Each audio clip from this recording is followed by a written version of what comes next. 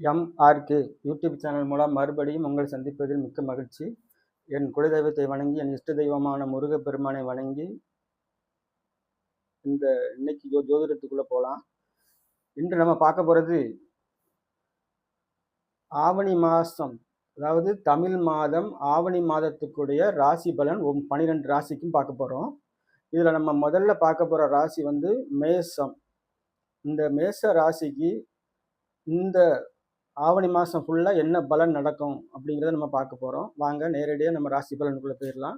மேஷ ராசிக்காரங்களுக்கு இந்த ராசிநாதனான செவ்வாய் 3வது வீட்டில் இருக்கிறதுனால ஒரு மனோதைரியம், மனோதிடம் எல்லாமே ஏற்படும். பாவகிரகம் 3ல் இருக்கிறது ரொம்ப நல்லது அப்படிங்கிற முறையில் மனோதிடம், மனோதைரியம் எல்லாம் ஏற்படும். அதை விட இந்த ஜாதகத்துக்கு 4ல் குரு உச்சமாக இருக்காரு. இந்த உச்சமான குரு பகவான் வந்து 8வது வீட்டையும் 12ஆம் வீட்டையும் பார்ப்பாரு. இது வந்து ரொம்ப நல்லது. எதுக்கு நல்லது அப்படின்னு பார்த்தோம்னா, ரொம்ப நாளாக வெளிநாட்டுக்கு போகணும், வெளியூருக்கு போகணும், தொழில் பண்ண போகணும்னு ஆசைப்பட்டு விசா கிடைக்காம இருக்கிறவங்களுக்கு இப்போ விசாவுக்கு முயற்சி பண்ணாங்கன்னா கண்டிப்பாக கிடைக்கும். அதே மாதிரி வெளிநாட்டில் ஏற்கனவே இருப்பாங்கள்ல, அவங்களுக்கும் இந்த மாதம் ஒரு நல்ல மாதமாக இருக்கும். அவங்களுக்கும் அங்கே வேலையில் உள்ள சின்ன சின்ன பிரச்சனைகள், மனஸ்தாபங்கள் இல்லாமல் நல்லபடியாக வேலைகள் நடக்கும்.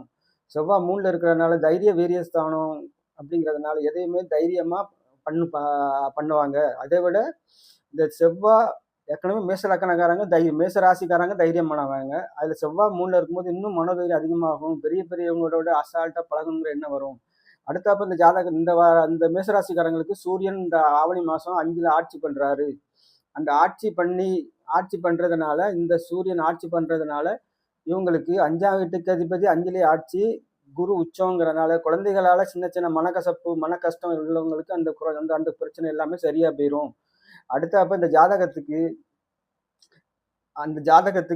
6வது வீட்டுக்கு அதிபதி புதன் இந்த மாதம் 22ஆம் தேதி சிம்மத்துக்கு வர்றதுனால, இந்த 6ஆம் வீட்டுக்கு 12ஆம் வீடுங்கிறதுனால எதிரிகள், நோய்கள் எல்லாமே ஒரு கட்டுக்குள்ள இருக்கும். அடுத்தப்ப நம்ம இந்த ஜாதகத்துக்கு 6ல் சுக்கிரன் நீசமாக இருக்காரு.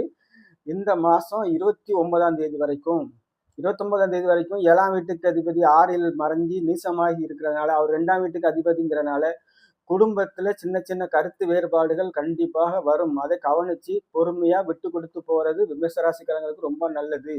இதே சுக்கிரன் 29ஆம் தேதி துலாம்ல ஆட்சி பண்ணும்போது, ராசிக்கு 7ல் சுக்கிரன் ஆட்சி பண்ணும்போது கணவன் மனைவி உறவு அந்யுன்யமாக இருக்கும்.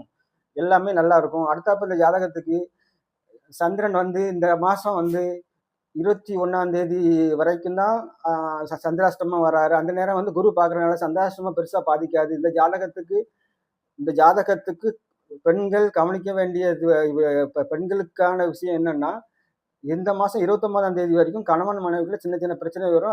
அதை நீங்கள் கொஞ்சம் விட்டு கொடுத்து போயிருங்க, அவ்வளோதான். ஆனால் அடுத்த இந்த ஜாதகத்துக்கு 10ஆம் வீட்டுக்கு அதிபதியும் 11ஆம் வீட்டுக்கு அதிபதியுமான சனி பகவான் 12ல் மறைஞ்சி வக்கரமாக இருக்காரு. ஆனால் 10ஆம் வீட்டை குரு பார்க்குறாரு. ஆனால் 11ஆம் வீட்டை குரு பார்க்கல. 11ஆம் வீட்டில் உள்ள ராகு இருக்கிறதுனாலையும் 11ஆம் வீட்டுக்கு அதிபதி 12ல் மறைஞ்சதுனாலையும் செய்கிற தொழிலில் கவனமாக இருக்கணும். கடையில் உள்ள வேலைகளையோ தொழிலையோ ரொம்ப செய்கிற தொழிலையோ ரொம்ப கவனமாக பார்க்கணும். கவனமாக பார்த்து கவனமாக செய்யணும்.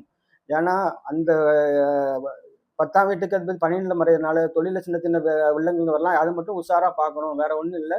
வேற எல்லாத்துக்கும் இந்த மேச ராசிக்கு இந்த மாதம் நல்ல மாதமாக இருக்கும். நன்றி.